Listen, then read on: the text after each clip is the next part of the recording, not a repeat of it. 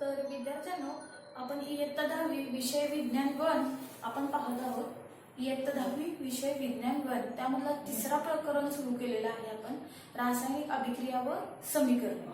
यामध्ये आपण अभिक्रियांचे प्रकार पाहिले, त्यांची व्याख्या, उदाहरणं हे सगळं पाहिलं. त्यानंतर त्याच्यामध्ये कालच्या लेक्चरला आपण ऑक्सिडीकरण व क्षपण, त्याच्या आधीच्या लेक्चरमध्ये पण ऑक्सिडीकरण व क्षपण यांची व्याख्या तेवढ्या बघितल्या. त्यानंतर त्याचे काही रिएक्शन्स बघितले, अभिक्रिया बघितल्या. त्यानंतर त्यांच्या व्याख्या उदाहरणे झाल्यानंतर आपण आणखीन एक बघितली व्याख्या, ती म्हणजे रेडॉक्स अभिक्रियाची. रेडॉक्स अभिक्रिया म्हणजे ऑक्सिडीकरण व क्षपण या दोन्ही क्रिया किंवा या दोन्ही अभिक्रिया एकाच वेळी घडून येतात, त्यावेळेस त्याला रेडॉक्स अभिक्रिया असे म्हणतात. रेडॉक्स अभिक्रिया म्हणजे काय? ज्या वेळेस ऑक्सिडीकरण व क्षपण या दोन्ही अभिक्रिया एकाच वेळेस घडून येतील तर त्यावेळेस त्याला रेडॉक्स अभिक्रिया असे म्हणतात. मग काल आपण त्याची उदाहरणे पाहत होतो. उदाहरणामध्ये मी तुम्हाला काय सांगितले, जाताना आपण ती दोन उदाहरणे बघितली, त्यामध्ये ऑक्सिडीकरण व क्षपण कसं ओळखायचं हे सुद्धा बघितलेलं. त्यासाठी तुम्हाला एक हिंट दिलेली, इकडच्या साईडला फळ्यावर लिहून ठेवलेलं शॉर्टकट मध्ये की ओळखायचं कसं नेमकं ऑक्सिडीकरण आणि क्षपण. मी पुन्हा एकदा लिहिते बघा, कारण आपल्याला पुन्हा एकदा रेडॉक्स अभिक्रियाची दोन रिएक्शन्स बघायचे आहेत, दोन अभिक्रिया बघायच्या आहेत. मग तुम्हाला पटकन लगेच कसं ओळखता यावं, हा बाबा की याच्यामध्ये ऑक्सिडीकरण झालेलं आहे का क्षपण झालेलं आहे हे ओळखण्यासाठी थोडक्यात सांगते बघा. इकडे लिहिते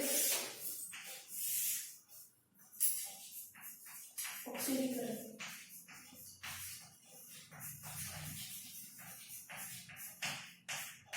ऑक्सिडीकरण असेल तर काय सांगितलेलं? ऑक्सी म्हणजे ऑक्सिजन हा स्वीकारला जातो. म्हणजे काय? स्वीकारला जातो. आणि त्याच्या विरुद्ध कोण येतात का? हायड्रोजन. हायड्रोजन हा काय? बाहेर टाकला जातो किंवा निघून जातो. हा शॉर्टकट मध्ये मी ओळखायला सांगितलेलं. म्हणजे हा स्वीकारला जातो, बा म्हणजे बाहेर टाकला जातो. ठीक आहे. आता त्यानंतर क्षपण. क्षपण म्हटले की बरोबर ह्याच्या विरुद्ध ओ आहे तसंच घेते, फक्त ओच्या ऐवजी काय असणार आहे, इथं स्वीच्या ऐवजी काय असणार आहे, बा म्हणजे ते बाहेर टाकला जातो.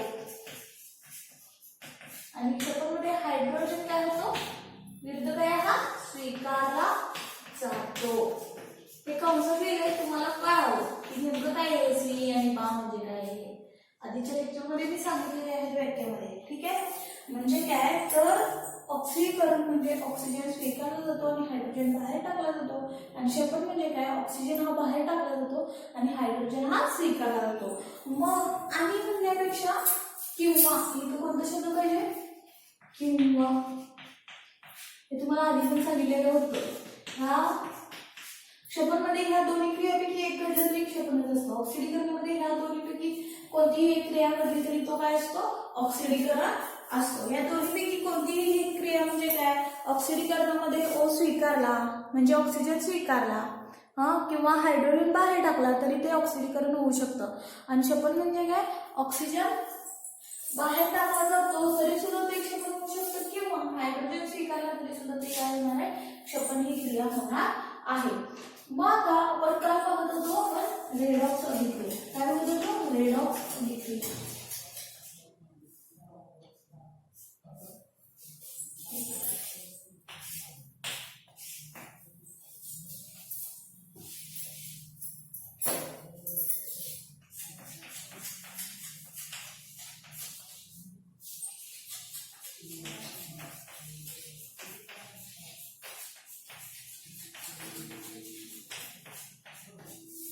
रेडॉक्स अभिक्रिया म्हणजे काय?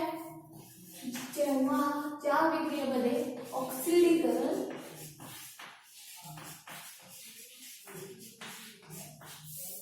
व क्षपण ह्या दोन्ही अभिक्रिया एकाच वेळेस घडल्या जातात त्यावेळेस रेडॉक्स अभिक्रिया. तुम्ही हे असं लिहायचं नाही, म्हणजे तुम्हाला लक्षात राहण्यासाठी सांगलेलं आहे, परंतु डिरेक्टली तुम्ही व्याख्यात लिहायचं. व्याख्यात म्हणजे वाक्याच्या स्वरूपात लिहायचं. रेडॉक्स अभिक्रिया म्हणजे अशी अभिक्रिया की ज्या अभिक्रियेमध्ये ऑक्सिडीकरण व क्षपण या दोन्ही अभिक्रिया एकाच वेळेस घडल्या जातात त्यावेळेस त्याला रेडॉक्स अभिक्रिया असे म्हणतात. मग आपण त्याच्या दोन रिएक्शन्स पाहिल्या होत्या, त्या पुन्हा एकदा पाहूया आपण की व्यवस्थित. म्हणजे मी सांगते काल तास संपत आला त्यामुळे मी सांगितलं होतं, परंतु काही जणांना समजलं असेल किंवा नसेल, किंवा आणखीन एकदा सांगायचं मी सांगते बघा व्यवस्थितरित्या, कारण का तुम्हाला हे परीक्षेला आलेलं होतं कितीतरी वेळा रेडॉक्स अभिक्रिया, आधीच्या परीक्षेमध्ये आलेलं होतं, म्हणून मी पुन्हा एकदा सांगते बघा. तर ह्याची उदाहरणं 2H2S 2H2S plus SO2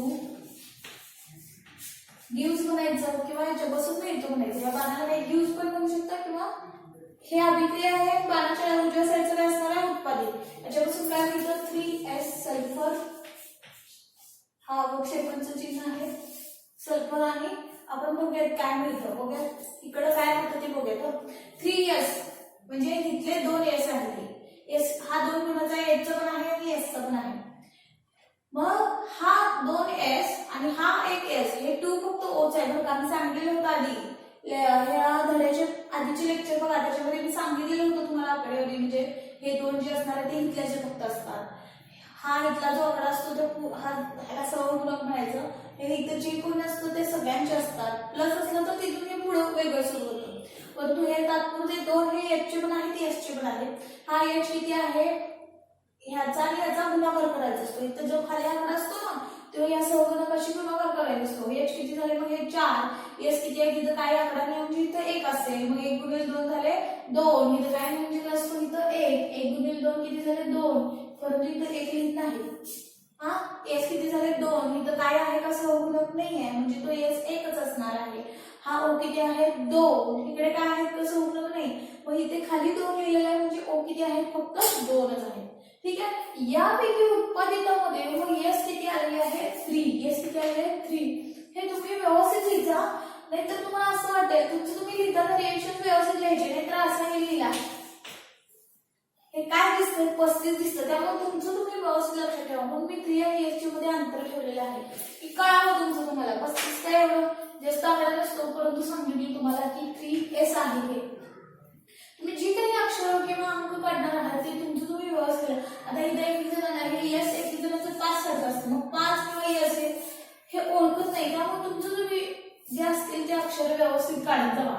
ठीक आहे. मग आता इथं हा एक 2S, हा 2S आणि हा एक S किती झाले टोटल 3S. इथले 2S आणि हा एक S, 2 आणि 1 3 3S झाले. आता त्यानंतर कुठलं राहतं ते आपण इथं लिहायचंय बरं का. एस खोडते बरं का मी. एसला आपण काय करूया तोपर्यंत गोल करूया. गोल करून जो राहिलेला आहे तो बघूया बरं का. गोल केलेल्या आधी एस मग आता धरायची एस धरायचा. हा एच किती आहे तिथं लिहूयात आपण काय लिहायचं प्लस आणि काय तर O2 म्हणजे बेरीज काय होतं बरोबर 2H2 आणि हा वेगळा आहे तो O2 आहे. मग काय करायचं ना 2H2 म्हणजे बघा 2H2 म्हणजे किती झाले इथल्याचा सहगुणकाचा गुणाकार करायला नसतो म्हणजे H किती झाले 4 इथे बघा आणि प्लस O किती झाले 2. मग ह्या दोन्ही मध्ये कॉमन निघू शकतो का नाही म्हणजे हे दोन्ही एकत्रच येणार आहेत. काय करायचे दोन्ही आता एकत्रच येणार आहेत कारण ते दोन्ही एकत्र यायचे तिथं. मग तोपर्यंत तात्पुरतं बघायचं असलं तर आपण बघूया. मग हे काय करते मी इथे H4O2 मग इथे 4 आहे तिथे 2 आहे त्यामध्ये काहीतरी कॉमन निघतं का नाही कुठला तरी आकडा 4 आणि 2 2च काढताय मग ह्याच्यामध्ये कॉमन किती निघणार आहे 2. मग H 2 बाजूला काढले 4 आहेत टोटल त्यापैकी 2 बाजूला काढले मग H राहिले किती 2. कळते का बघा हे 4H आहेत आणि हे O2 आहे हे इकडे 4 आणि इकडे 2 आकडा आहे ह्या दोघांपैकी एक कॉमन निघणार आहे तो म्हणजे 2 इकडे कडेल येते पिकॉज टाकतात ठीक आहे. मग H किती इथं 2 4H पैकी 2 काढलेले आहेत मग इथं असं किती आकडा टाकायचं इथं की उत्तर 4 यायला पाहिजे. मग 2 ला किती गुणलं असतं उत्तर 4 येणार आहे 2 ला 2 गुणलं असतं उत्तर 4 येणार आहे. बघा H2 4 झाले का आणि O2 आहे मग O इथे लिहिला ऑलरेडी 2 बाहेर आहेत त्यामुळे इथे लिहायची काही गरज नाही.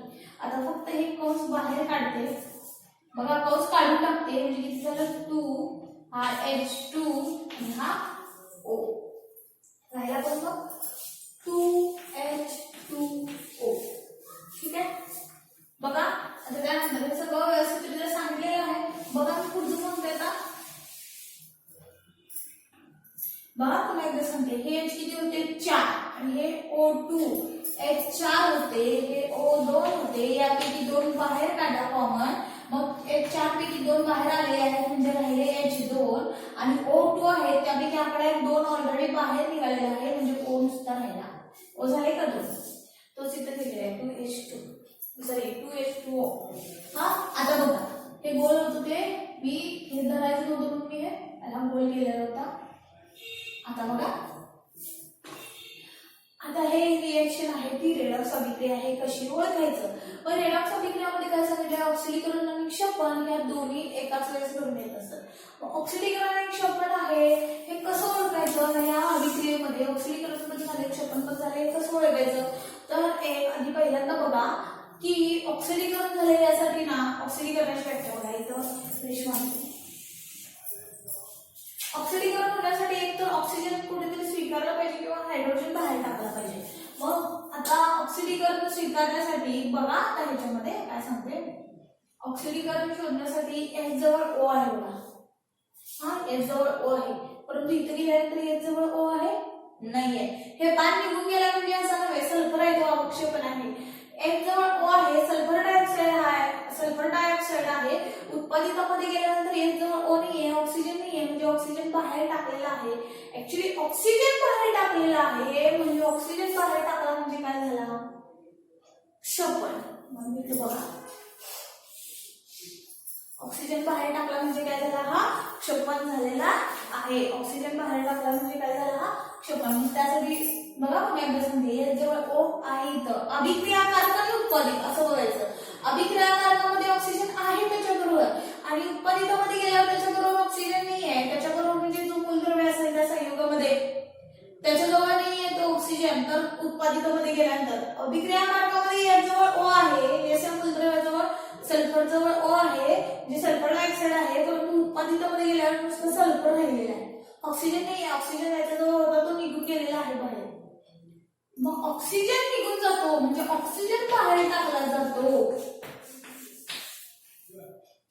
म्हणून हा काय असणार आहे ऑक्सिजन बाहेर म्हणजे कुठली व्याख्या आहे क्षपन. ते तुम्ही लक्षातच ठेवायचं पण कागदा वेळेस बघून आठवत बसायचं नाहीये ते तुमच्या लक्षातच यायला पाहिजे.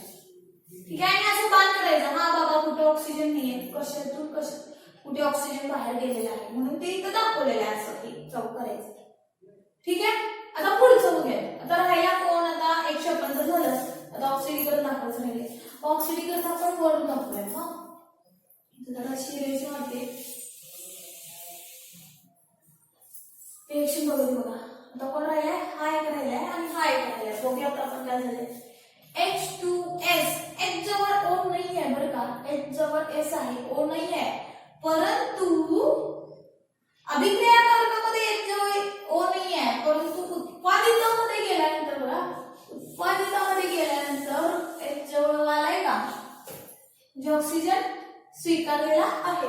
H ने ऑक्सिजन स्वीकारलेला आहे म्हणजे O स्वीकारला बघा O स्वीकारला O म्हणजे कोण ऑक्सिजन स्वीकारला. ऑक्सिजन स्वीकारला म्हणून तो काय झाला ऑक्सिजन तिथं स्वीकारतो तो कोण ऑक्सिडीकरण. ऑक्सिडीकरण हे रेषेच्या वरचे वेगळे आहे बरं का ऑक्सिडीकरण.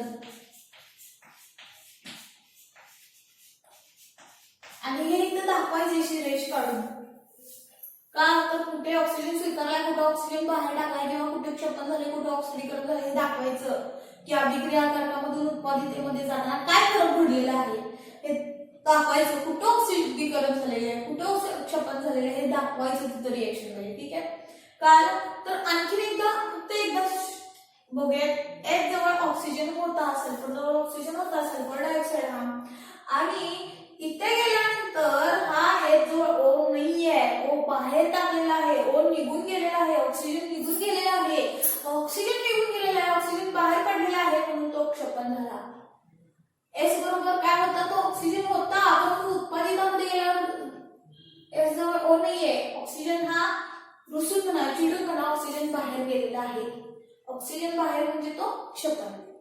ऑक्सिजन बाहेर जाऊन त्यानं काय केलं होता कुणाची वेळी धरलाय बघा हायड्रोजनची. हायड्रोजन जवळ नव्हता आलेला आहे हायड्रोजन जवळ हायड्रोजनने O स्वीकारलेला आहे. इथं हायड्रोजनने इथे जाऊन काय केलेलं आहे O स्वीकारलेला आहे. हायड्रोजनने O स्वीकारलेला आहे O स्वीकारला कोणी असू दे तो O स्वीकारला म्हणजे काय झालं त्याचं ऑक्सिडीकरण. ठीक आहे. मग इथं यामध्ये क्षपन आणि ऑक्सिडीकरण या दोन्ही अभिक्रिया एकत्र घडलेल्या आहेत, एकाच वेळेस घडलेल्या, एकत्र म्हणण्यापेक्षा एकाच वेळेस घडलेल्या आहेत. तेव्हा ती काय झाली? रेडॉक्स अभिक्रिया. तेव्हा ती कोणती झाली अभिक्रिया? रेडॉक्स अभिक्रिया. ठीक आहे. मग आता बघा त्यानंतर ह्याच्यामध्ये मग क्षपनक कोण आणि ऑक्सिडंट कोण असं विचारलं असेल. आपल्याला काल झालेलं होतं बघा, आपण लेक्चर मध्ये बघितलं मागच्या की रासायनिक अभिक्रिया घडत असताना जो ऑक्सिजन एक मिनिट, ज्या रासायनिक अभिक्रिया घडत असताना ज्याच्यामुळे असं बदलतं की ज्याच्यामुळे ऑक्सिडीकरण होणार आहे तो ऑक्सिडिक असतो. ज्याच्यामुळे ऑक्सिडीकरण होतं त्या रिएक्शन मध्ये, अभिक्रियामध्ये ज्या पदार्थामुळे ऑक्सिडीकरण होतं तो कोण ठरणार? ऑक्सिडंट. आणि ज्याच्यामुळे क्षपन अभिक्रिया होते, क्षपन अभिक्रिया घडून येते तो कोण ठरणार आहे? क्षपनक. हा, ज्या अभिक्रियामध्ये असा रासायनिक पदार्थ असेल की ज्याच्यामुळे ऑक्सिडीकरण घडून येतं तो ऑक्सिडिक असेल, आणि ज्याच्यामुळे क्षपन घडून येतं तो काय असणार आहे? क्षपनक असणार आहे. मग आपण बघूया आता इथं ऑक्सिडक कोण आहे आणि क्षपनक कोण आहे.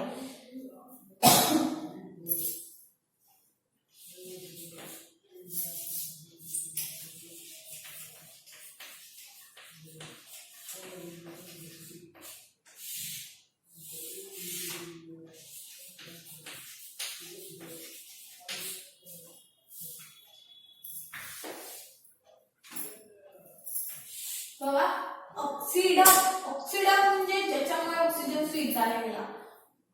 ऑक्सिडीकरणामुळे ते घडून येणार आहे ना, ऑक्सिजन ज्याच्यामुळे स्वीकारला गेला तो म्हणजे कोणा? H. इथे नव्हता, एक जवळ इथे गेलेला आहे म्हणजे तो कोण ऑक्सिडक झाला? H2S. आणि क्षपनक कोण झाला? की ज्याच्यामुळे ऑक्सिजन, क्षपन इथे आहे, अभिक्रिया कार्यामध्ये ऑक्सिजन होता परंतु उत्पादितामध्ये गेल्यानंतर S जवळ नाहीये म्हणजे क्षपनक कोण ठरला? SO2. कळलं का?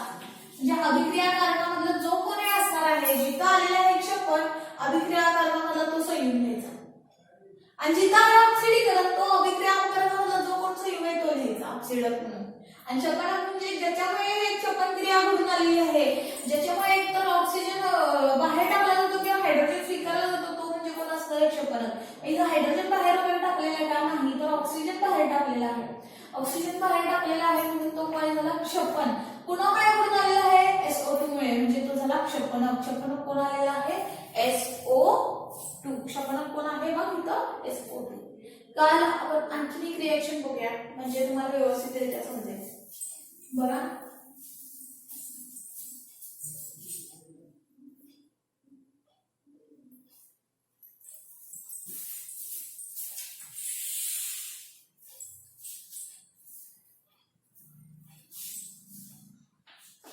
MnO2 MnO2 plus 4HCl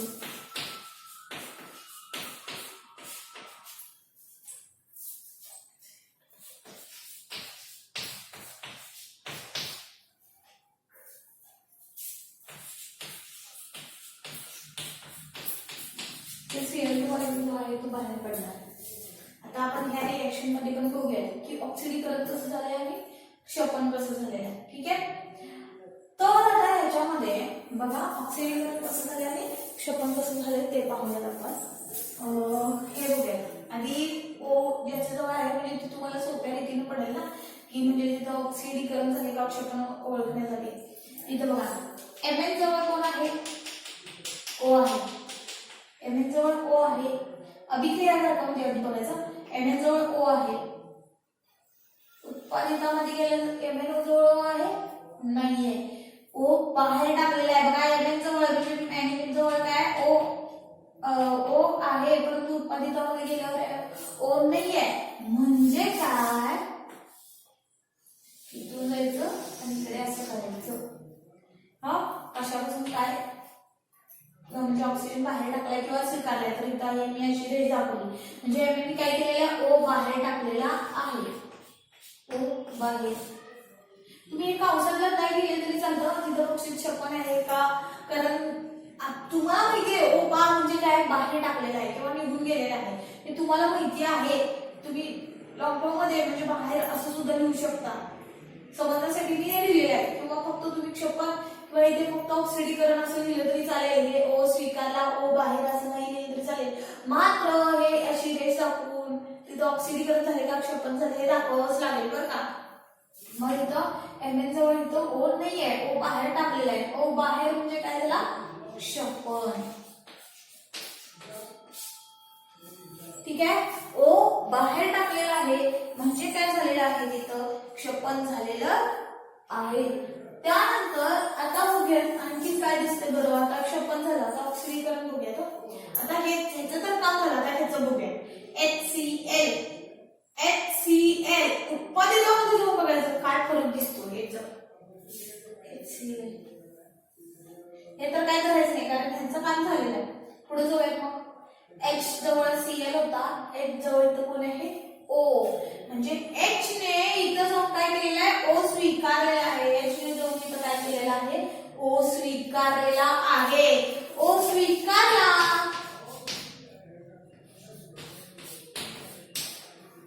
O स्वीकारला म्हणजे काय झालं, ऑक्सिडीकरण. O स्वीकारला म्हणजे काय झालं, ऑक्सिडीकरण. कळलं का. म्हणजे ओ स्वीकारला तर ऑक्सिडीकरण, ओ बाहेर टाकला तर क्षपन. ठीक आहे, म्हणजे अशा प्रकारे हे तुम्हाला असे दाखवायचे आहेत हे असं बाण करून कुठून हा बाबा ऑक्सिजन स्वीकारला किंवा कुठून ऑक्सिजन बाहेर काढलेला आहे हे दाखवायचं आहे तुम्हाला. MnO2 इथं O होता. आणखीन एक अभिक्रियाकारकापासून उत्पादितापर्यंत जायचं आहे. इथल्या इथं अभिक्रियाकारकामध्येच घडून येत नाही, इथं चेंजेस होत नाही. अभिक्रियाकारकामधून उत्पादितामध्ये जायचं आहे. व्याख्येमध्ये सुद्धा आहे, ज्या अभिक्रियामध्ये अभिक्रियाकारकातून ऑक्सिजन बाहेर टाकला जातो किंवा ऑक्सिजन अभिक्रियाकारकामधून ऑक्सिजन बाहेर टाकला जातो उत्पादितामध्ये जाताना नवीन पदार्थ तयार होतो, तो म्हणजे काय असणार आहे, ऑक्सिडीकरण. व्याख्या सुद्धा तुम्ही बघू शकता बघा. सॉरी, ऑक्सिजन बाहेर टाकला म्हणजे क्षपन. ज्या अभिक्रियामध्ये अभिकारकातील ऑक्सिजन निघून जातो आणि उत्पादित तयार होतो त्यावेळी क्षपन म्हणतात. आणि ऑक्सिडीकरण म्हणजे काय, अभिक्रियाकारकातून हायड्रोजन निघून जातो व उत्पादित मिळते, अशा वेळेस सुद्धा ऑक्सिडीकरण. आणि ऑक्सिडीकरणाची आणखी एक व्याख्या होती, अभिक्रियाकारकाचा अभिक्रियाकारकाचा ऑक्सिजनशी संयोग होतो. इथं अभिक्रियाकारक आहे, तर इथं अभिक्रियाकारक आहे हा, उत्पादितामध्ये गेल्यानंतर ऑक्सिजनशी संयोग झालेला आहे. अभिक्रियाकारकाचा काय होतो, ऑक्सिजनशी संयोग होतो. मी इथं दाखवले ते उत्पादितामध्ये. अभिक्रियाकारकामध्येच हे असं होत नाही, इथं हे इथल्या इथं ऑक्सिडीकरण इथल्या इथं क्षपन असं होत नाही, लक्षात ठेवा. अभिक्रियाकारकामधून उत्पादितामध्ये जाताना हा बदल घडलेला दिसतो तुम्हाला. ठीक आहे, हे झालं. हे काल ऑक्सिडीकरण क्षपन. इथं पण बघा, मग हे ऑक्सिडीकरण आणि क्षपन एकाच अभिक्रियामध्ये घडून आलेलं दिसते. एकाच वेळेस ऑक्सिडीकरण आणि क्षपन ही अभिक्रिया घडून आली म्हणजे ती काय असणार आहे, रेडॉक्स अभिक्रिया. अशा प्रकारे तुम्हाला हे ऑक्सिडीकरण आणि क्षपन दाखवायचं आहे. इथं लिहूया आपण बाजूला की ऑक्सिडीकरण कशा, ऑक्सिडक कोण आहेत आणि क्षपनक कोण आहेत. ऑक्सिडक कोण आहेत बघूया.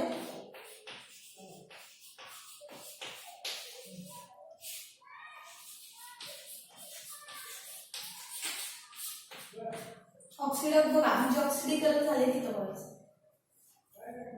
ऑक्सिडक कोण असणार आहे मग, HCl. ऑक्सिडक कोण आहे इथं, HCl. आणि क्षपन कोणामुळे झालाय तो, क्षपनक. क्षपन कोणामुळे झालेला आहे बघा, उत्पादितामध्ये बघायचं नाही, अभिक्रियाकारकामध्ये बघायचं. त्याच्यामुळे क्षपन घडून आलेलं आहे. म्हणजे हा कोण आहे, MnO2.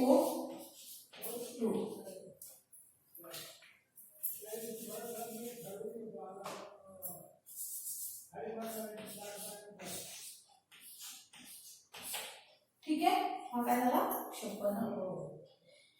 हे एवढं सगळं आपण रेडॉक्स अभिक्रियाबद्दल पाहिलेलं आहे. आणखीन एक उदाहरण आपण काल घेतलेलंच होतं तुम्हाला, CuO+H2 चं घेतलेलं बघा. त्याच्यामध्ये सुद्धा एक प्रॉब्लेम सांगतो का,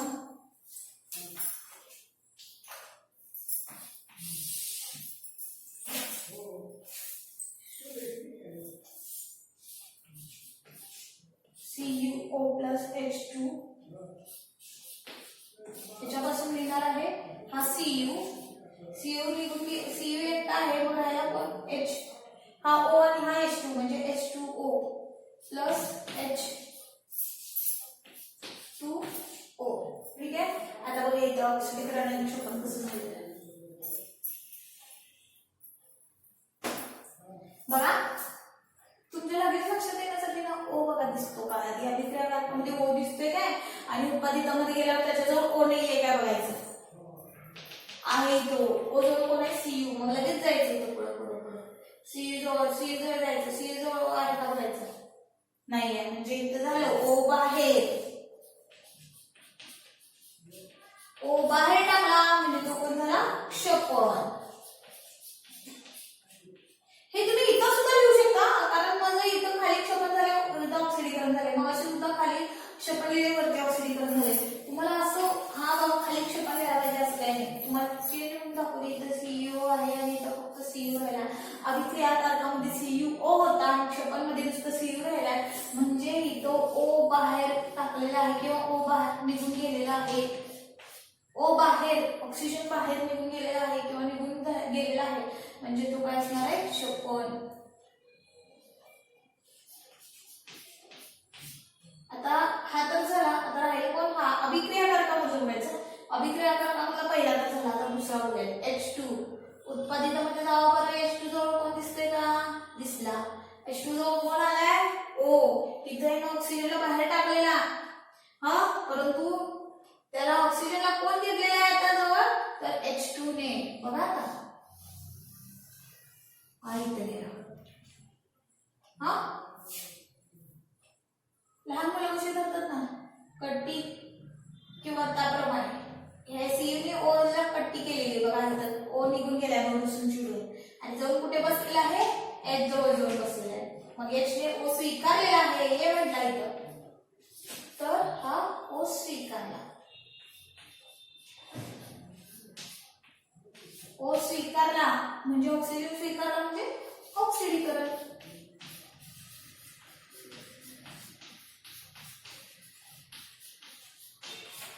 आता याच्यामध्ये ऑक्सिडक आणि क्षपण कोण आहेत ते बघूया.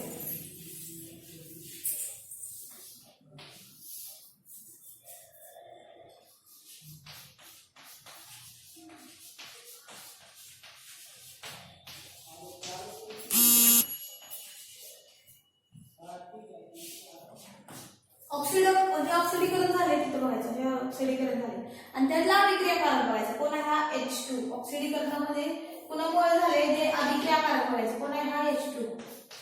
आणि क्षपणामध्ये बघा, क्षपणामध्ये हा इथं क्षपण आहे, अभिक्रियाकारकामध्ये कोण आहे, CuO. काल का म्हणजे अशा रीतीने ऑक्सिडीकरण आणि क्षपण एकाच वेळेस पूर्ण झालं, म्हणजे ही रेडॉक्स अभिक्रिया आहे. अशा प्रकारे तुम्हाला परीक्षेला येतो कितीतरी वेळा की रेडॉक्स अभिक्रियेची व्याख्या या उदाहरणाद्वारे स्पष्ट करा, किंवा एखादी रिएक्शन देतात आणि तिथे सांगतात की ते ऑक्सिडीकरण झालंय का क्षपण झालंय का, दोन्ही क्रिया झाल्या की झाल्या असतील तर ते दाखवा म्हणून, ठीक आहे. मग ते दाखवायचं आपण ऑक्सिडीकरण कुठे झाले, क्षपण कुठे झाले, किंवा यामध्ये ऑक्सिडंट कोणता आहे, क्षपणक कोणता आहे, कशाही प्रकारे विचारू शकतात. त्यावेळेस तुम्हाला ते यायला पाहिजे, इथं नेमकं काय आहे ओळखता यायला पाहिजे तुम्हाला, हा बाबा कुठे ऑक्सिडीकरण झाले किंवा कुठं क्षपण झालेलं आहे, हे ओळखता आलं की सोपं आहे एकदम रेडॉक्स अभिक्रिया, ठीक आहे. तर आता पुढचं बघूया आपण. हे इथं लिहिलेलं आहे ना मी, हे सगळं हे लिहून घ्या बरं का वहीमध्ये, हे महत्वाचं आहे.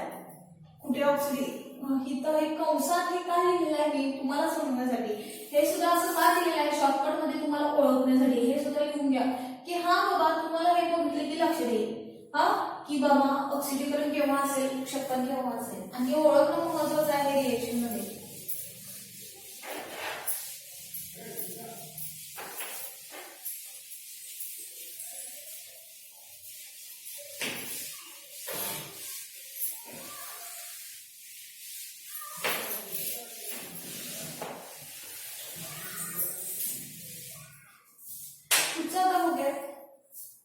बघा त्यानंतर काय आपण बघितलेलं होतं की फेरस पासून फेरिक तयार झालेलं, त्यावेळेस काय झालेलं, फेरस पासून फेरिक तयार होताना इलेक्ट्रॉन त्यांनी गमावलेला, हा Fe2+ होतं इथं, आणि इथे गेल्यानंतर काय झालेलं होतं, Fe3+ झालेलं होतं. म्हणजे काय, Fe ने एक इलेक्ट्रॉन गमावलेला होता, म्हणजे तिथं एक धन आहे, जेवढे इलेक्ट्रॉन गमावले जातील तेवढे धन आहेत तयार होणार आहेत. आपण आधी पण सांगितलं होतं की धातू केव्हा जो देतो तो धनी, म्हणजे त्यावेळेस धातू, आणि जो घेतो तो ऋणी असतो, जो जो देणार तो धनीच असणार आहे आणि जो घेणार तो ऋणीच असणार आहे. मग देतो म्हणजे काय, इलेक्ट्रॉन देतोय म्हणजे काय, तो असणार आहे धन आयन तयार होतात. आणि जर काही इलेक्ट्रॉन घेत असेल तर काय होणार आहे, आणखी ऋण आयन तयार होणार आहे. जेवढे इलेक्ट्रॉन दिले जातात तेवढे धन आयन तयार होतात आणि जेवढे इलेक्ट्रॉन दिले जातात किंवा गमावले जातात तेवढे धन आयन तयार होतात आणि जितके इलेक्ट्रॉन घेतले जातात तेवढे ऋण आयन तयार होतात. मग इथे तुम्ही काल बघितलं की काय झालेलं होतं, फेरच झालेलं होतं. मग जेवढे इलेक्ट्रॉन गमावले तेवढे काय झालं तर धन आयन. इथे एक इलेक्ट्रॉन काय झालेलं आहे, गमावला म्हणून इथं काय असणार आहे, एक धन आयन तयार झालेलं आहे. मग अणुवरील किंवा आयनावरील जेवढा धनप्रभार वाढतो किंवा ऋणप्रभार कमी होतो तेव्हा त्याला ऑक्सिडीकरण असे म्हणतात. एक तर धनप्रभार वाढला किंवा ऋणप्रभार काय झाला, कमी झाला तर त्यावेळेस काय असणार आहे, ऑक्सिडीकरण. आणि बरोबर त्याच्या विरुद्ध जेव्हा इथं धनप्रभार वाढलेला आहे म्हणून इथं काय झालेलं होतं, धनप्रभार वाढला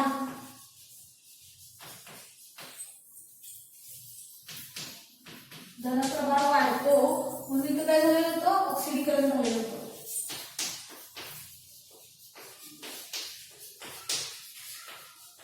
आणि क्षपण असेल तर काय असणार आहे, धनप्रभार काय होणार आहे, कमी होणार आहे. धनप्रभार काय होणार आहे, कमी होणार आहे. मग त्यावेळेस काय असणार आहे, क्षपण.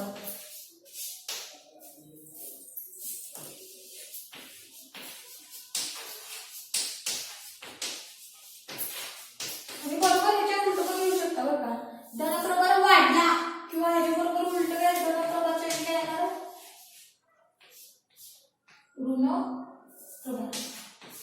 ऋणप्रभार कमी होतो तर इथे काय असणार आहे, ऑक्सिडीकरण. आणि क्षपण केव्हा असणार आहे, धनप्रभार कमी झाला आणि बरोबर जेव्हा उलट धनाच्या इथे काय असणार आहे, ऋणप्रभार वाढला त्यावेळेस काय असणार आहे, ते क्षपण असणार आहे. मग आता हे रिकाम्या जागेला क्वचित येऊ शकतं की ऑक्सिडीकरण म्हणजे धनप्रभार वाढतो किंवा ऋणप्रभार कमी होतो आणि क्षपण म्हणजे काय, धनप्रभार कमी होतो किंवा ऋणप्रभार वाढतो त्यावेळेस ते काय असतं, क्षपण असतं. मग आता ह्याच्यामध्ये एक उदाहरण घेऊया आपण, Fe काय करतो, Fe म्हणजे काय, फेरस लोखंड तो गंजतो वगैरे का नाही. सळी म्हटलेलं मी तुम्हाला आधी उदाहरण सांगितले, सळी बाहेर ठेवा थोडे दिवस, का होते ती गंजते.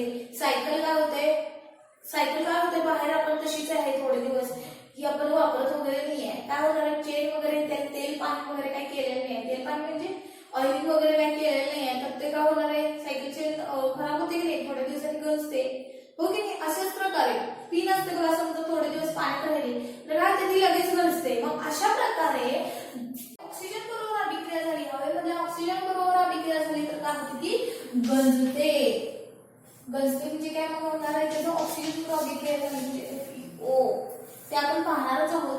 मग ऑक्सिजन स्वीकारलेला आहे इथे Fe जवळ आहे का, नाहीये. अभिक्रिया कारकामध्ये Fe जवळ O नाहीये, परंतु उत्पादितामध्ये गेल्यानंतर O आहे म्हणजे ऑक्सिडीकरण झालेलं आहे. पूर्ण तिथे थांबा.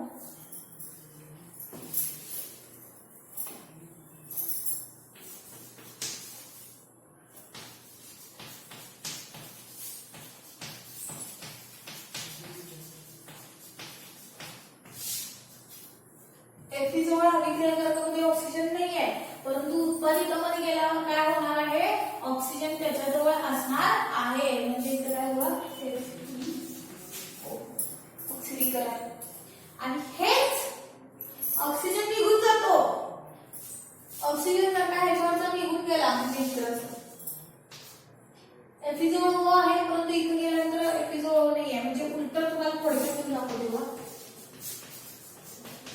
असं झालं तर हा काय असणार आहे, क्षपण. फक्त तेच हे ना रिव्हर्स केले, FeO पासून इकडे हे उलटे केले म्हणजे इथं काय असणार आहे, हा क्षपण. हेच आहे इथे लिहिलेलं आहे, फक्त बाण इकडे आहे, इकडचं FeO होतं इकडे आहे आणि हा Fe इकडे आहे म्हणजे हा काय झाला, इथं क्षपण. Fe जवळ O होता इथे गेल्यानंतर नाहीये म्हणजे O बाहेर गेलेला आहे म्हणजे तो झाला क्षपण. ठीक आहे. त्यानंतर आणखी याचं ऑक्सिडीकरण होतं, Fe ने हा O स्वीकारलेला आहे, आणखी याचं ऑक्सिडीकरण झालेलं आहे म्हणजे बघा आणखी ऑक्सिजन स्वीकारलेला आहे म्हणजे ऑक्सिजन स्वीकारला की हा ऑक्सिडीकरण होतो. तर तुम्ही बघूया कसं काय, जर काय गंज चढला नाही फेरसवरती म्हणजे लोखंडावरती तो गंज चढला तर काय असणार आहे तो त्याचं रेल्वे सूत्र काय असणार आहे Fe2O3 ऑक्सिडीकरण. Fe एकच O आहे इथे गेल्यानंतर 3 आहे आणि Fe2O3 हे झालं ऑक्सिडीकरण आणि याच्यापासूनच हे O3 होतं हा निघाला आणि हा Oच राहिलेला आहे म्हणजे O बाहेर टाकला गेलेला आहे म्हणजे तो काय असणार आहे क्षपण. काय अशा प्रकारे हे ऑक्सिडीकरण आणि क्षपण झालेलं आहे. ठीक आहे. आता ह्याच्या पुढचं बघूया आपण की गंध प्रकार कशा प्रकारे म्हणजे गंध सुद्धा ही काय आहे की रासायनिक अभिक्रियाच आहे. गंध हा सुद्धा एक काय आहे रासायनिक अभिक्रिया आहे. या गंधाबद्दल आपण आता बघूया. ठीक आहे.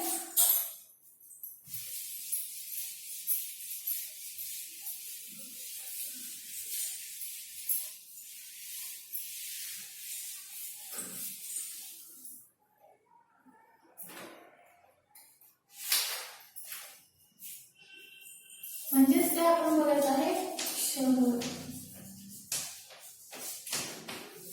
शरण हे आधी पण झालेलं होतं तुम्हाला आठवीला पण झालेलं होती बघा व्याख्या. पर्यावरणातील होणारा ऱ्हास म्हणजे क्षरण हे आधी सांगितलेलं. पर्यावरणातील ऱ्हास म्हणजे पर्यावरणातील ऱ्हासाचा परिणाम कशावरती होतो. आपण पुन्हा एकदा व्यवस्थित व्याख्या सांगते की वातावरणातील विविध घटकांमुळे धातूंचं काय होतं ऑक्सिडीकरण. ऑक्सिडीकरण म्हणजे तिथं ऑक्सिजन हा स्वीकारला जातो आणि पर्यायाने त्या धातूंची काय होणार आहे हळूहळू झीज होते. त्याला काय म्हणायचं क्षरण. क्षरण म्हणजे काय बघा पर्यावरणातील तुम्हाला आधीची व्याख्या होती ना थोडक्यात ती सांगते बघा. आधीची व्याख्या म्हणजे आठवीला वगैरे झालेली. पर्यावरणातील विविध घटकांमुळे धातूंची होणारी हळूहळू झीज होते ती म्हणजे काय असणार आहे क्षरण. ही आधी तुम्हाला अशी व्याख्या होती थोडक्यात होती ती बघा व्याख्या. पर्यावरणातील किंवा वातावरणातील असं होतं तुम्हाला. पर्यावरणातील विविध घटकांमुळे धातूंची झीज काय लगेच होत नाही हळूहळू होणारी झीज किंवा हळूहळू झीज होते म्हणजे काय असणार आहे ते क्षरण असणार आहे. ही आधी होती तुम्हाला व्याख्या. आता 10वीला जी व्याख्या आहे ती बघा. वातावरणातील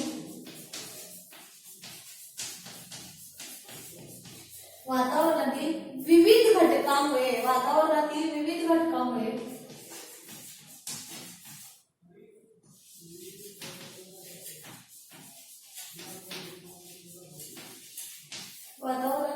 घटकांमुळे धातूंचं ऑक्सिडीकरण होतं.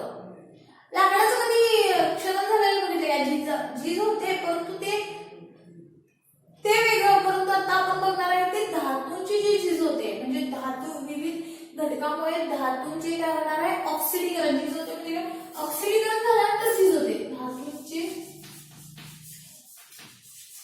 काय होतं ऑक्सिडीकरण.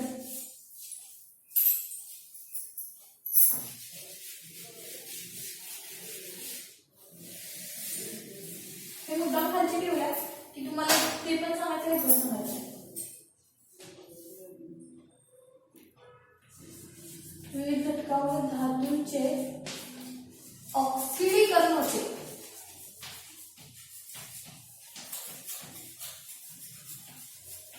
ऑक्सिडीकरण होऊन धातूंची झीज होते.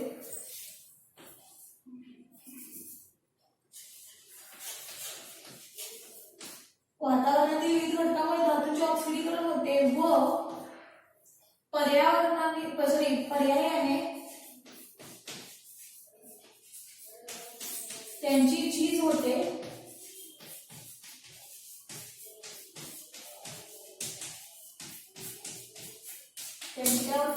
झीज होते त्यास काय म्हणायचं क्षरण. क्षरणची व्याख्या पाठ करायची बरं का. पाठ करण्यापेक्षा समजून घ्या म्हणजे तुमच्या लक्षात येईल.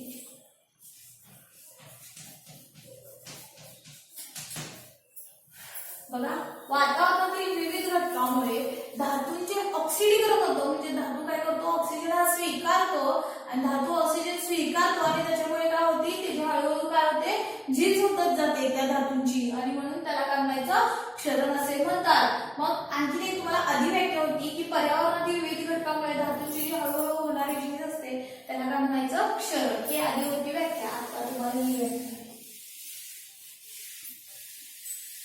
ठीक आहे, काय तर आता क्षरण म्हणजे आधी आपण पहिल्यांदा बघूयात लोखंड असेल किंवा आणखी इतरही धातू असतात की त्यांची झीज होत जाते. झीज होत जाते म्हणण्यापेक्षा त्यांचं क्षरण होतं.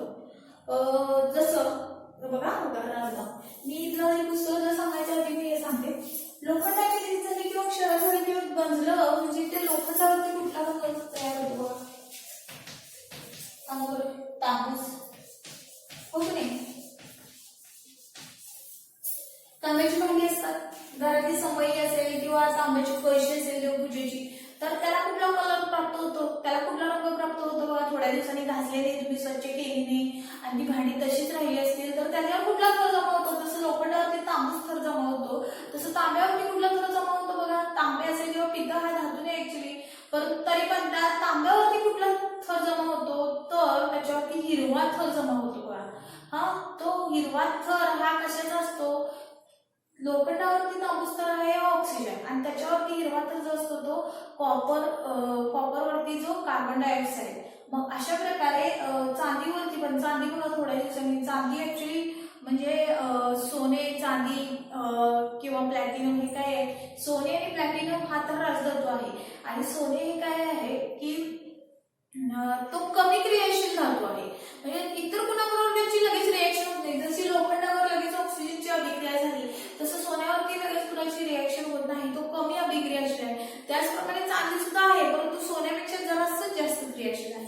मग चांदीवरती सुद्धा हायड्रोजन सल्फाईड यामुळे त्याच्यावरती अभिक्रिया होते, सिल्वर सल्फाईड तयार होतो बघा, काळा कलर होतो का नाही थोड्या दिवसांनी चांदीवरती.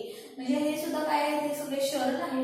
त्यापैकी आपण लोखंडाचं बघायचं आहे. हा, लोखंड त्याच्यावरती काय होतो, लोखंड म्हणजे काय फेरस, तर त्याच्यावरती कुठला थर जमा होतो, तांबूस कलरचा थर हा जमा होत असतो. हा, तर आता ते कसं काय बघूयात आपण. आता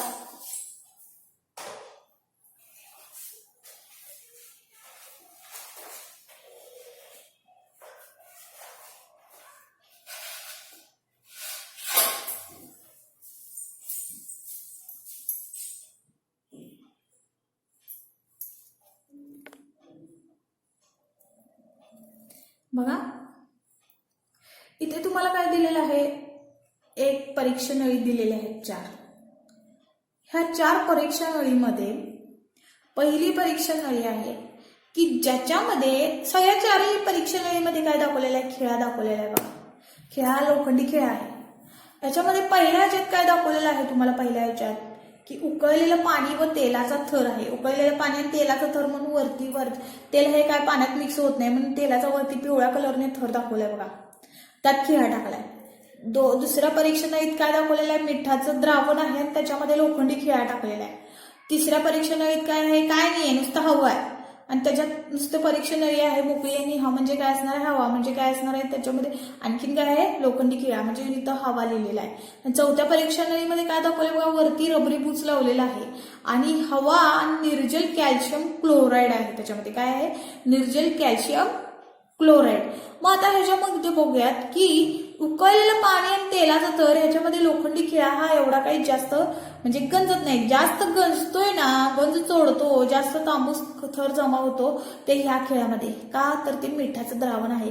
मिठाचं द्रावण आलं म्हणजे काय झालं, तो क्षार आला. काय ते क्षाराचे द्रावण आहे. मीठ म्हणजे काय, क्षारच आहे ना, मग क्षाराचे द्रावण आहे. मग क्षाराबरोबर ना धातूची अभिक्रिया जलद होते म्हणून ना लवकर म्हणजे सगळ्यांपैकी गंजणार आहे तो, लगेच जलद रीतीने अभिक्रिया होणार आहे लोखंडाची ह्या मिठाच्या द्रावणाबरोबर आणि त्यामुळे ह्या लोखंडी खिळ्यावरती तांबूस थर हा लवकर चढतो बाकीच्या इतरांपेक्षा. याच्या जरा कमी वेळाने, ह्याच्यापेक्षा हा कमी वेळाने हा थर म्हणजे तांबूस थर जमा होतो. म्हणजे जास्त करून मिठाच्या द्रावणामध्ये लगेच गंजणार आहे. हवामध्ये काय थोड्या दिवसांनी गंजतो आणि इथे गंजतच नाही. हवा व निर्जल कॅल्शियम क्लोराईड मध्ये काय होणार आहे, पहिल्यांदा मिठाच्या द्रावणात काय होतं की तो तांबूस थर हा लवकर जमा होतो. ठीक आहे.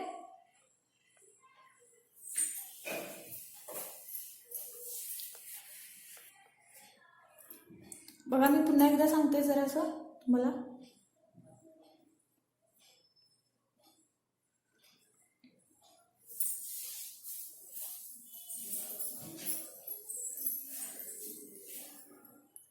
इथे बघा उकळलेले पाणी व तेलाचा थर.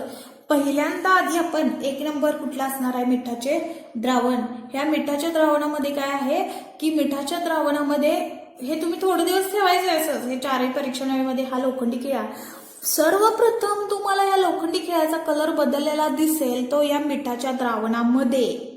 2 नंबरची जी परीक्षण आहे ना त्याच्यामध्ये सर्वप्रथम जास्त तुम्हाला त्याचा रंग बदललेला दिसेल. लोखंडी खिळ्याचा तांबूस थर जमा होतो.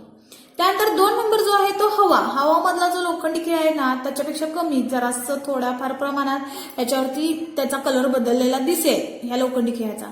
3 नंबर आहे तो उकळलेलं पाणी व तेलाचा थर. ह्यामध्ये फारच थोड्या प्रमाणात ना लोखंडी खिळ्याचा जो कलर किंवा रंग आहे तो चेंज झालेला दिसेल फारच थोड्या प्रमाणात. पहिला हा जास्त प्रमाणात, त्यानंतर थोड्या प्रमाणात, आणि हा तिसरा आहे पहिल्या नंबरचा जो आहे तो फारच थोड्या प्रमाणात त्याचा चेंज म्हणजे त्याच्या कलरमध्ये चेंजेस झालेले दिसतील, त्याचे रंग बदललेले दिसतील, जरासं तांबूस रंग आलेला दिसेल. आणि हवा निर्जल कॅल्शियम क्लोराईड आहे ना तो आहे ना हा रबरी पूच बंद असलेला आहे. त्यामुळे ह्याच्यामध्ये काय बदल जाणवणार नाही. ह्याच्यामध्ये काय तुम्हाला बदल जाणवणार नाहीये कारण हा रबरी पूचने काय केलेला आहे, पॅक केलेला आहे. त्यामुळं बाहेरील हवेशी काय ह्याचा संपर्क येणार नाही. त्यामुळं ह्याच्यातलं लोखंडी खिळ्याचं काय तांबूस थर हा लवकर जमा होणार नाही. मग अशा प्रकारे हा गंजाचा अभ्यास करणे आपण आता बघितलेलं आहे. आता गंज म्हणजे काय नेमकं बघूयात की काय होतं माहितीये. आपण तुम्हाला एक उदाहरण दिलेलं आहे. आपली गाडी असते बघा, काही गाडी असतात म्हणजे जास्त पार्ट असतात ते फायबरचे, काही मेटलचे असतात. मेटल मध्ये हे काही धातूंचेच असतात हो की नाही. कितीतरी पार्ट हे गाड्याचे टू व्हीलर असू दे किंवा 4 व्हीलर असू दे, 2 चाकी असू दे किंवा 4 चाकी असू दे तुम्हाला. तर ह्याच्यामध्ये काही पार्ट तुम्हाला थोडेसे म्हणजे त्याला ऑइलिंग वगैरे नाही केली, गाडी चेट वगैरे असेल बघा तर ती गंजलेली दिसते होय की नाही. किंवा आणखीन म्हणायचं गेलं तर साधं सोपं गाड्यामध्ये 2 व्हीलर किंवा 4 व्हीलर असेल, नवीन गाड्या असतात ते एकदम तुम्हाला ओळखतात बघा, एकदम चकाकी असते त्या गाड्यांना, एकदम छान दिसतात त्या गाड्या. तीच काही काळ वापरली आपण गाडी आणि ती जरी नवीन असली, काही काळ थोडे 1 वर्ष गेलं, त्यानंतर 1-2 वर्ष गेल्यानंतर बघायचं त्याची चकाकी काय झालेली असते, कमी झालेली असते त्या गाड्यांची होय की नाही. ती चकाकी कमी झाली आहे म्हणजे काय, बाहेरच्या वातावरणाशी त्यांचा संपर्क आला म्हणून हळूहळू काय लगेच चढत नाही, परंतु बाहेरच्या वातावरणाशी काय झालेला असतो, त्यांचा संपर्क आलेला असतो, त्यांची चकाकी ही गेलेली असते. म्हणजे जुन्या वाहनांची काय गेलेली असते, चकाकी गेलेली असते. त्यांच्या धातूच्या पृष्ठभागावर एक प्रकारचा तांबूस थर तुम्हाला जमा झालेला दिसतो, तो स्थायू थर जमा झालेला दिसतो. तोच थर म्हणजे काय असतो, गंज असतो. किंवा एक उदाहरणार्थ बघायचं झालं तर तुम्हाला 2 वर्षात लगेच म्हणण्यापेक्षा सायकल आपण जर का नाही वापरत असेल, कोणती सायकल असेल किंवा एखादी लोखंडी वस्तू बाहेर अंगात पडली तशीच 1-2 वर्ष झालेली आहे ती तशीच राहणार आहे. एखादी नवीन वस्तू जी वापरत नाहीये किंवा सायकलच म्हणा की बाबा आता तुम्ही सायकल थोड्या दिवसांनंतर ती सायकल आता वापरत नाहीये, तुम्ही कुठे बाहेर पडलेलंच नाही, त्यामुळे सायकल ती तशीच आहे. थोड्या दिवसात बघायचं चेन लावताय आपण व्यवस्थित त्याची देखभाल केलेली आहे, ऑइलिंग वगैरे केलेली आहे, मग काय होणार की त्या चेनला सायकलच्या गंज चढतं पहिल्यांदा तिथं. आणि जो जास्त समजा पावसात भरपूर दिवस पावसातच आहे, थोड्या दिवसात बघायचं तिथं गंजलेला भाग दिसतो. किंवा सायकलचं चाक असतं बघा तिथे सुद्धा तुम्हाला काही असे डॉट ठिपके तांबूस रंगाचे दिसतात ना, तो सुद्धा एक काय आहे, गंजाचाच एक परिणाम आहे. म्हणजे गंजच असतो, एक तांबूस थर म्हणजे तो काय असतो, लोखंडाचा गंजच असतो. बघा इथं काय लिहिलेलं आहे की धातूंच्या पृष्ठभागावर एक प्रकारचा तांबूस रंगाचा जो स्थायू पदार्थ किंवा स्थायू थर जमा झालेला दिसतो त्याला गंज असे म्हणतात. आणि गंजाचं रासायनिक सूत्र बघा, लक्षात ठेवा, गंजाचं रासायनिक सूत्र आहे Fe2O3H2O. हे लक्षात ठेवायचं बरं का, ते कमी जागा येऊ शकतो तुम्हाला. गंजाचे रासायनिक सूत्र लिहा, गंजाचे रासायनिक सूत्र डॉटात टाकतात.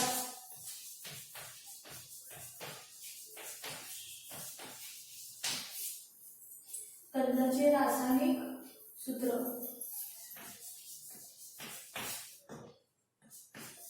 Fe2 Fe2O3 आणि H2O. Fe म्हणजे कोण आहे? हा फेरस. त्याच्यावरती कशाचा थर जमा झाला आहे? ह्या ऑक्सिजनचा पण आणि पाण्याचा पण थर जमा झाला आहे. म्हणण्यापेक्षा जो लोखंड असतो ना त्याच्यावरती लोखंडाची पाईप वगैरे असेल तर त्याच्यावरती काय असतं? ते हवेतील ना थर म्हणजे समजा माझ्याकडे लाकडी पट्टी आहे परंतु तुम्ही असं गृहीत धरा बरं. समजा की हा बाबा ही लोखंडी पट्टी आहे मग ही तशीच ठेवलेली आहे किंवा पाण्यात भिजत ठेवलेली पाण्यात टाकलेली आहे तर आजूबाजूच्या वातावरणाचा किंवा आजूबाजूचं जे काही असेल पदार्थ तर त्याच्यावरती ह्यावरचा जो थर असणार आहे लोखंडाचा जो बाहेरचा पृष्ठभाग असेल त्याच्यावरती पहिल्यांदा रिएक्शन होत जाते आणि ह्याचा त्या बाहेरील हवेशी संपर्क आला म्हणजे ऑक्सिजन असेल पाणी असेल तर तो हा भाग वरचा पृष्ठभागाच्या थराशी त्याचा संपर्क येऊन त्यांची रिएक्शन होणार आहे. ह्या लोखंडाचा वरचा पृष्ठभाग आणि बाहेरचं जे काही ऑक्सिजन असेल किंवा पाणी असेल तर त्याच्याशी संपर्क येऊन पाण्यातच ठेवलेली पट्टी समजा लोखंडाची असेल तर म्हणाले तर यांचा संपर्क येऊन काय होणार आहे? हळूहळू याला काय होणार आहे?